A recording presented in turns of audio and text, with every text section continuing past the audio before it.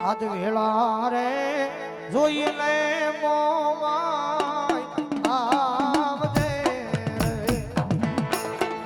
આજ આપણી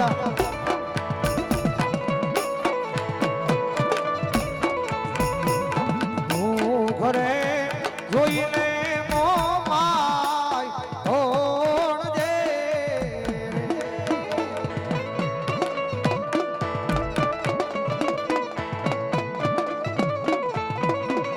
અને